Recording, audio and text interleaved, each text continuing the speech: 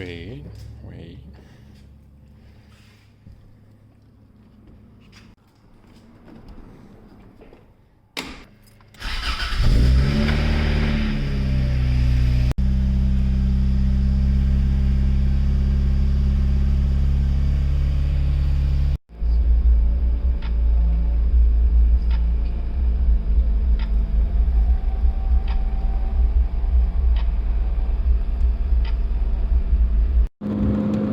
It's about time I make a driving video.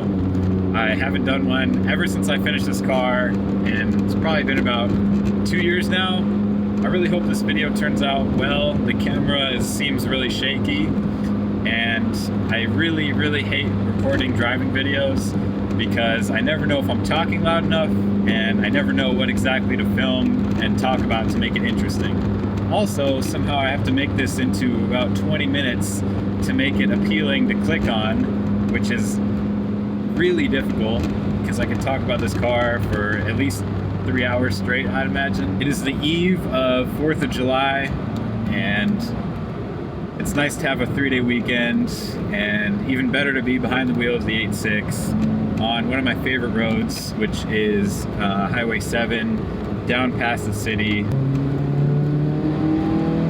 Yeah, 90 horsepower.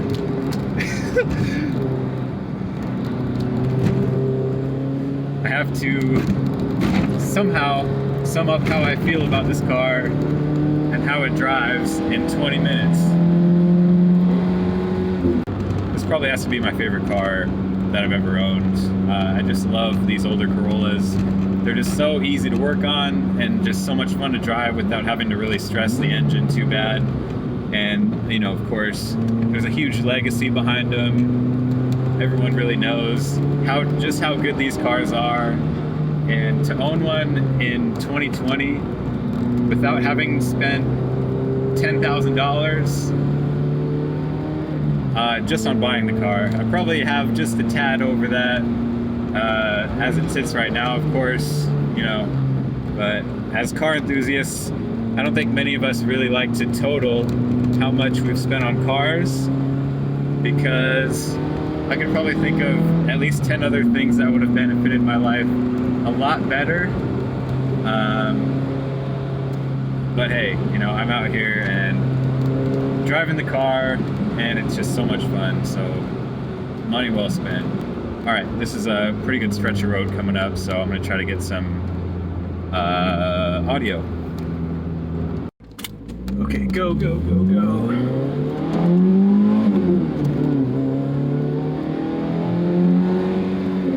I really hope this turns out well. I have one shot to do this. It's Friday at rush hour.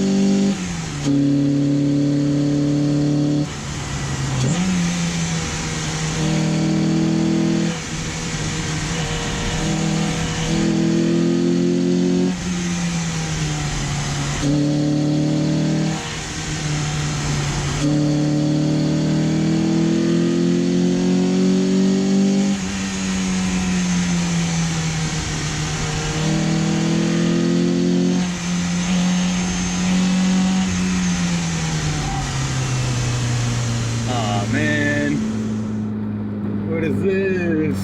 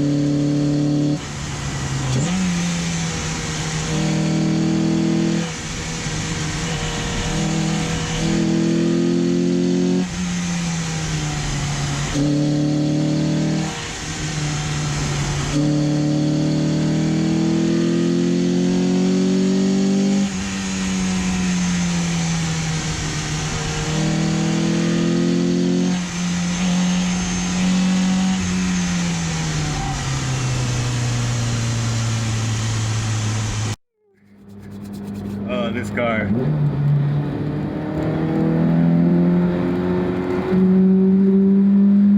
Yeah. 90 horsepower. Oh my god. Too good.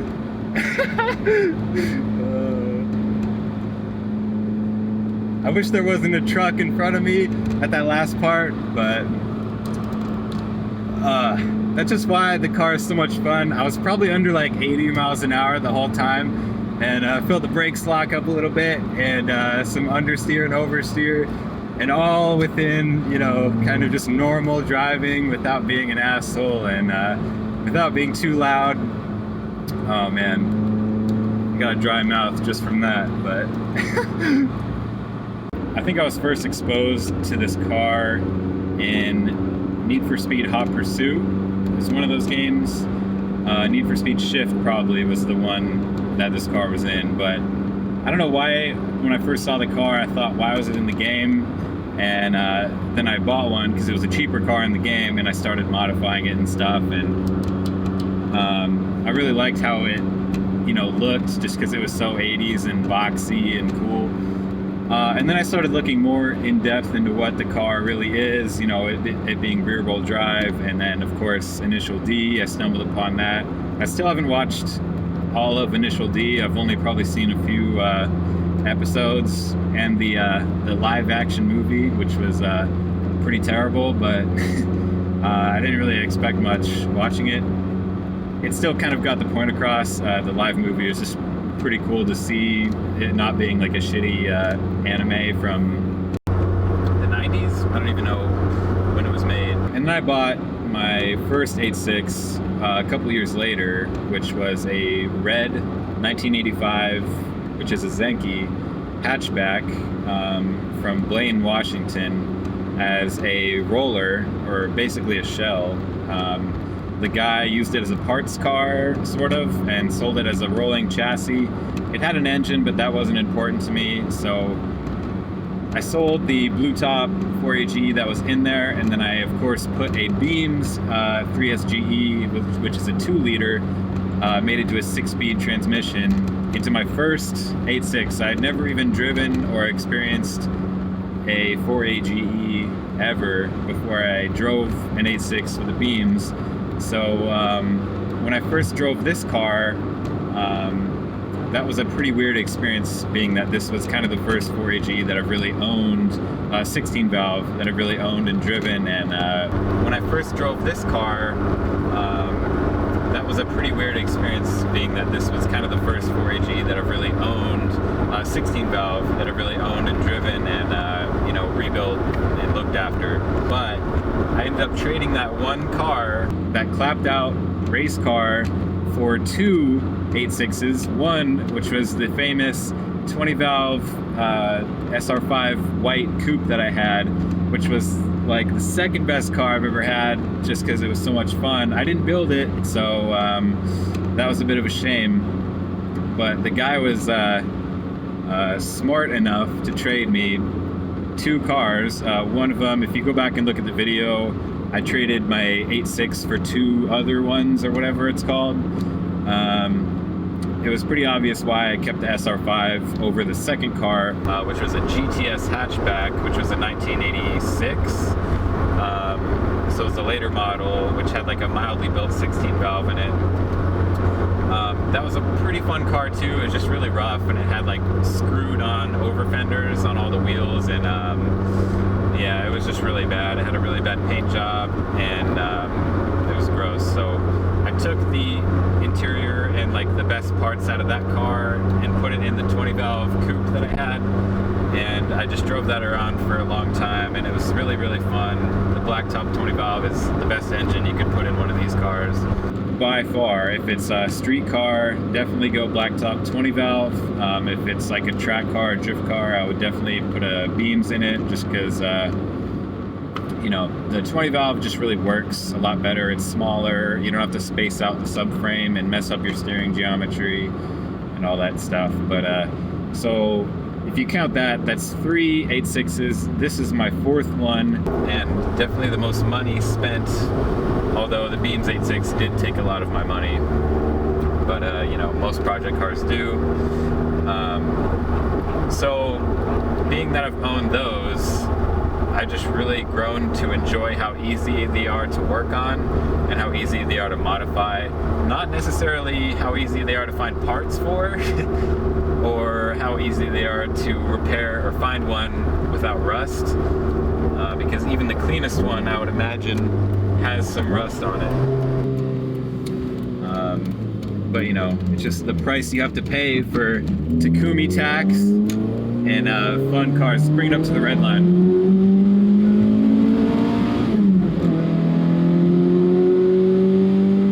Still going.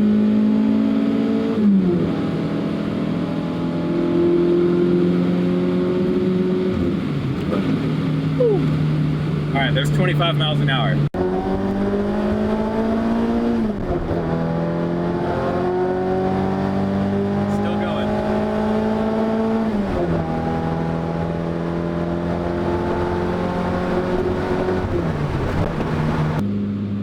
If you're really looking for one, just wait for one that is not a project as far as rust goes and body work. Find one that's really complete and save yourself a lot of time. I watched a Skura Weekly video. I hope that's how you say that, Skura Weekly, on YouTube. Go look them up. They just posted a video of them buying a really clapped out SR5 coupe, Zenki coupe that it was a really funny video. I wish it was longer than 7 minutes because I was dying watching it. But that car is really, really rough. So good luck to the guy who bought it. He plans on putting a 11 front on it and, you know, of course, wheels and coilovers and stuff. So good luck to that guy. I wish him well. Go check out that video if you like Corolla content. That's pretty much my Corolla history up to this point. And like I said, I really hope this audio isn't garbage. I really don't want to do this again. I hate talking while I'm driving and trying to come up with stuff that's interesting. But apparently, no matter how boring I think my videos are, someone out there thinks it's interesting. And I want to say thanks. I think that last video I posted 3 months or 4 months after the last one is up to like almost 30,000 views. So I really appreciate everyone watching the videos after, you know, months go by. I know that's sometimes better than posting a weekly garbage video of just filler content. I really don't want to be one of those people, so I'm not. When I was coming out to film this video, I drove by the previous owner's house, of course, that sold me this car. Being that he's only a mile away, I drive by there frequently. And I saw him outside, and I waved and I honked, and he just like looked as I drove by, just like was walking and then stood still, and he didn't wave back. So Danny, he left me hanging, man. But I think it was him. It was kind of far away, but it must have been because it was his house. So if you're watching this, I'm glad you got to see the car. Because I emailed him a while ago, and I wanted to show him the car just because it was done, and he hadn't seen it since I painted it and got it on the road and stuff. And he was just kind of like, yeah, I seen it in the videos, it looks great. So I'd probably do the same thing if I was him, to be honest. I wouldn't want to see this car how it is now after seeing it in the condition that was in when it was sold. You all probably know how bad it was, you know, when I bought it. I don't really have to go over the montage again. I do that in every video, so just go back if you're curious. Another recurring theme on my videos is a lot of automotive YouTube videos is, besides Bad Obsession Motorsport, is selling your car and getting something new to refresh the channel, I guess, if you're paid to make YouTube videos.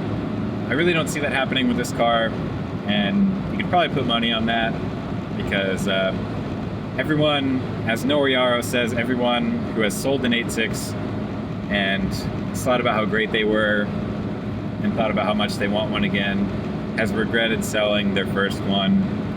I know I do. I still regret selling that white coupe I had, but I was blinded at the time with 2 Jay-Z stuff, and if I didn't sell that car, I wouldn't have owned the Mark II, so I guess it's alright, but for some reason that car just had something special about it, even though it needed a lot of work, and it was not a GTS VIN, so those 2 things really bugged me. But it went to a good home, so as did this one. This one went to a good home. So Danny, I know I drove by you today, but this car has been a peach, and thank you for selling it to me. I know it's probably hard to sell a car like this, how rare it is to somebody, but you knew it was going to go to a good home, so you made a good choice, and I'm really, really happy with this car. A couple $1,000s later, a couple 100 hours later.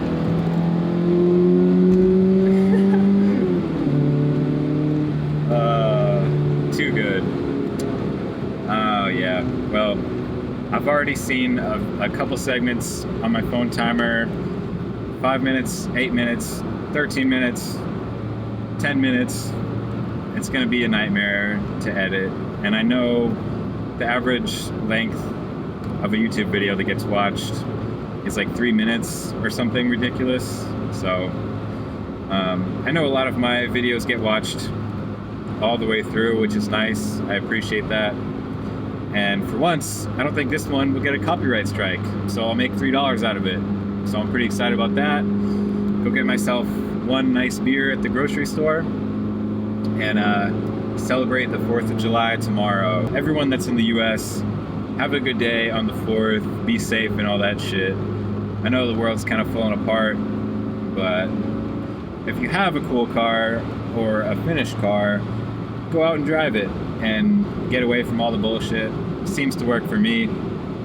And stay off social media. A lot of people are out there virtue signaling about stuff and thinking anyone gives a shit.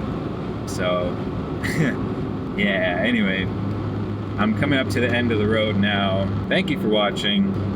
Please do not subscribe. Do not even think about commenting. Do not like the video. And see you later.